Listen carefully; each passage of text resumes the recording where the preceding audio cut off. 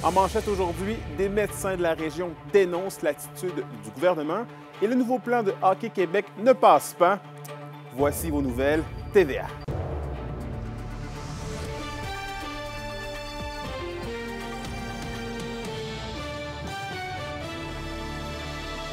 Bonjour tout le monde, ici Anthony Dallaire et bienvenue au TVA Nouvelles.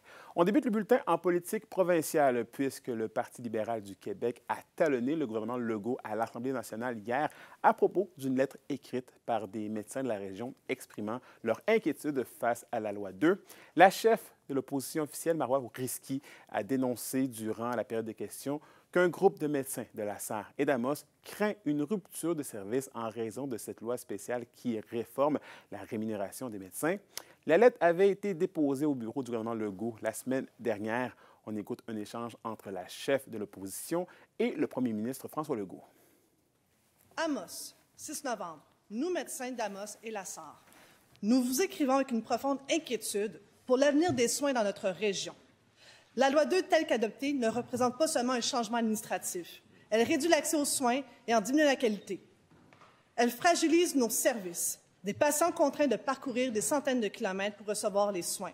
Cette lettre, elle est signée par l'ensemble des médecins. 90 médecins l'ont signée. Je ne l'ai pas entendu. Il n'est pas seulement premier ministre, c'est aussi le ministre responsable de l'Abitibi. C'est une occasion pour lui de défendre sa région. Dans le projet de loi 2 qui a été adopté, il y a des cibles, donc des objectifs, des cibles qui sont locales, régionales et nationales. Et, Madame la Présidente, qu'est-ce qu'on entend, par exemple, de certains médecins de Montréal? Bien, on entend des médecins de Montréal nous dire pourquoi, si on n'atteint pas nos cibles nationales à cause, par exemple, de l'Abitibi-Témiscamingue, pourquoi moi, je serais pénalisé? La question du jour TVA, une présentation de Mobilier Bélan qui vous offre depuis plus de 50 ans un service de qualité et un grand choix de matelas, mobilier, électro au prix compétitif que vous recherchez. D'ailleurs, à la question du jour, on vous demande, avez-vous souligné d'une quelconque... En fait, craignez-vous de perdre votre médecin au courant des prochains mois en raison des négociations difficiles entre les fédérations? Pour voter et commenter, rendez-vous au tvabitibi.ca. Parlons logement maintenant. Le promoteur immobilier Defcor fait don d'un terrain situé sur le boulevard Forêt à Val-d'Or à l'organisme Accès Patrimo. Cette acquisition permettra la construction dès 2026 d'un projet de 100 logements abordables. La transaction approuvée par la Ville se fait sans profit et selon le prix payé au départ, comme le prévoit une résolution municipale.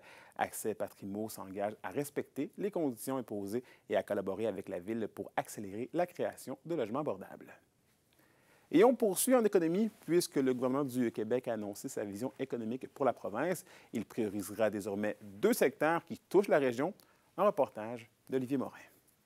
Face à un contexte économique incertain, Québec décide de mettre l'emphase sur les minéraux critiques ainsi que les énergies renouvelables. Une situation qui pourrait permettre à la région de devenir un acteur important dans ces domaines, alors qu'elle produit du cuivre, du nickel et de l'uranium. Il faut toujours rappeler aux paliers de gouvernement qu'on existe. Il faut toujours cogner sur le clou pour dire hey, on est là, on pourrait vraiment être partie prenante de cette stratégie-là, de cette vision-là du gouvernement du Québec qui parle de matériaux stratégiques, par exemple. Pour le maire de Rouyn-Noranda, Gilles Chapado, il s'agit également d'une opportunité d'aller de l'avant avec certains projets. Nous, on a une zone d'innovation minière, on est en attente d'une désignation. Voilà un bon moment pour le faire pour François Legault. On parle d'énergie renouvelable, on est là, on est présent au rendez-vous. On a des besoins en énergie là, pour des projets à venir. Une nouvelle qui est aussi bien reçue du côté de la Chambre de commerce et d'industrie de Rouyn-Noranda. C'est certain que c'est toujours intéressant d'avoir des annonces et puis de bonnes intentions. Ça s'approche beaucoup aussi de la ligne là, de la ville de Rouyn-Noranda, les matériaux critiques et puis l'industrie minière, l'industrie de l'électricité aussi. Donc, les annonces sont bien accueillies. La population semble aussi être en accord avec cette nouvelle orientation, mais il y a quelques bémols. Très bon, c'est sûr. Moi, je travaille dans les mines, fait que moi, c'est pas ce côté sur ma job. Fait Ça devrait bien aller. Il faut juste qu'ils espèrent qu'il y ait de fonderie Horn. Ça peut être bon, puis ça peut être pas bon. C'est vrai que les mines, ça fait vivre un peu Rouen, les villes alentours, mais aussi c'est la pollution, là. C'est comme un morceau important de notre économie, puis dans ce cadre-là, je pense que c'est une bonne affaire. La seule bémol, c'est dans la façon que les choses se sont faites concernant le volet de la foresterie. Du côté du député d'Abitibi-Est, Pierre Dufour, il reproche au gouvernement de délaisser l'industrie forestière. On n'a pas entendu parler grand-chose de foresterie. Au contraire, ce qu'on a entendu, c'est presque une démission versus la foresterie, alors que 82 % des villes et villages du Québec ont une industrie forestière quelque part dans leur structure économique. Bien que le gouvernement ait annoncé sa vision économique, il est impossible de savoir pour l'instant si des projets dans ce sens seront annoncés au cours des prochaines semaines. Olivier Morin, RNC Nouvelles, Rouyn-Noranda. Par ailleurs, nous l'avons appris en exclusivité, mais le premier ministre du Québec et ministre responsable de la région, François Legault, sera de passage dans la région prochainement. C'est ce qu'une source nous a affirmé. Une information confirmée par la suite par le cabinet de François Legault. La date précise et les motifs de cette visite ne sont pas encore dévoilés. On rappelle que M. Legault s'était arrêté en Abitibi-Témiscamingue en septembre dernier. Et dans un autre ordre d'idées, la guignolée des médias approche à grands pas. Le lancement officiel de la campagne régionale a d'ailleurs eu lieu hier à Rouyn-Noranda. Résumé avec Roxane Caillouette. Le coup d'envoi est donné pour la 25e édition de la guignolée des médias en Abitibi-Témiscamingue. L'objectif pour la ressourcerie Bernard Hamel de Rouyn-Noranda est d'amasser 250 000 $ de dons et confectionner plus de 1000 paniers pour aider les familles. On ne diminuera pas la quantité ni la valeur de nos paniers. On va offrir des très beaux paniers qui ont une valeur environ de 650 dans le temps des fêtes. Les fonds seront récoltés du 21 novembre au 31 décembre et la populaire collecte de rue se déroulera le jeudi 4 décembre prochain. Bien, je pense que les régions, ça a toujours été, c'est des gens de cœur, c'est des gens qui sont généreux, c'est des gens qui sont près des gens, près de la réalité.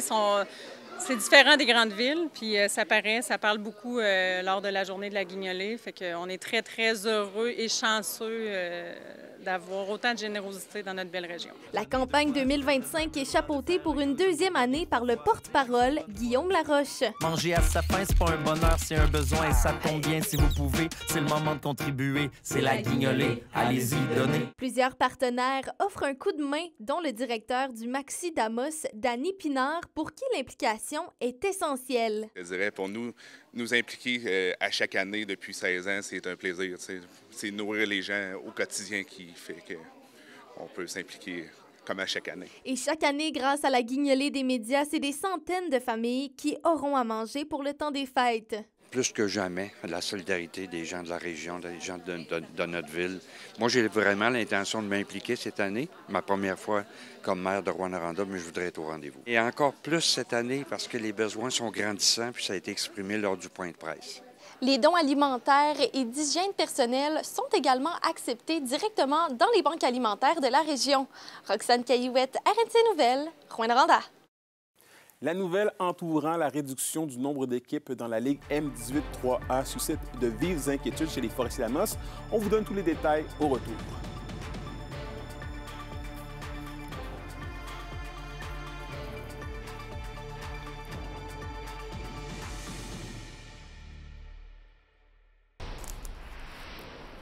Au culturel, le projet Vieux Loup vous invite à son spectacle bénéfice au profit de la Maison de l'Envol la semaine prochaine à Rouyn-Noranda. Au programme, dévoilement de l'album du projet Vieux Loup, l'hommage à Bryan Adams, Run to You, et le groupe rock Hit and Rock. Il reste une trentaine de billets en vente au prix de 25 $ chez Musique Minot de Rouyn-Noranda. Le spectacle a lieu plus précisément mercredi, le 19 novembre à 19 h. Et au sport, la Ligue de hockey M18-3 a annoncé qu'elle réduirait son nombre d'équipes de 15 à 12 au cours des prochaines années. C'est en lien avec le plan de refonte de Hockey Québec. Et Olivier, il s'agit d'une situation qui inquiète l'équipe des Forestiers d'Amos ici en Abitibi-Témiscamingue. Oui, Anthony, puisqu'avec la refonte de Hockey Québec, ça fait en sorte qu'il y a 3 équipes du M18-3A qui devront écoper.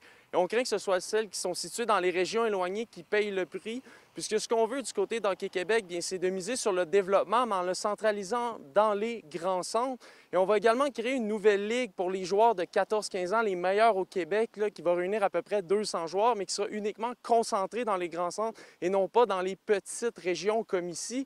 Et ça fait en sorte également qu'il y aura certains de ces joueurs-là qui devront donc faire de l'exode vers ces régions. Mais du côté d'Hockey Abitibi-Témiscamingue, bien, on craint pour la survie des forestiers d'Amos, mais on est quand même positif sur le fait qu'une nouvelle ligue pour les joueurs de 14-15 ans soit créée et on ne croit pas que ça va nécessairement affecter le reste de la structure hockey.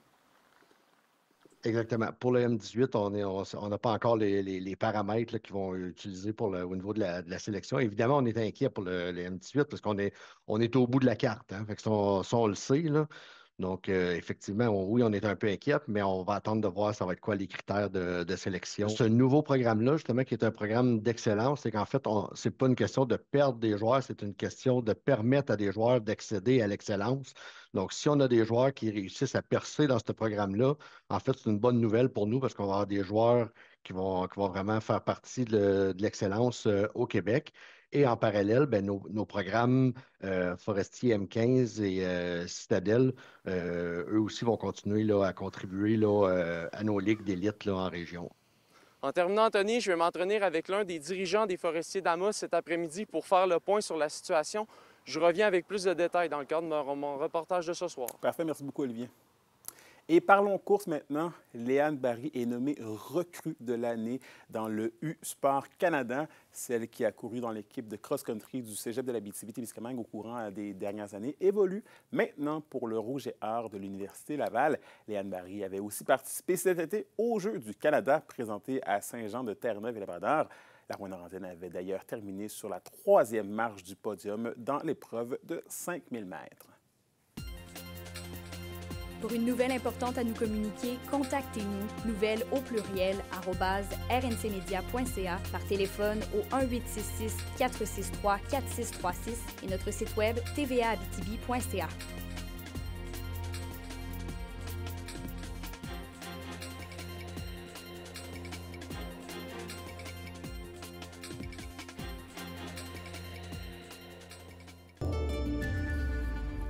Et à la météo de l'Abitibi-Témiscamingue pour aujourd'hui, c'est de la neige intermittente pour tous les secteurs.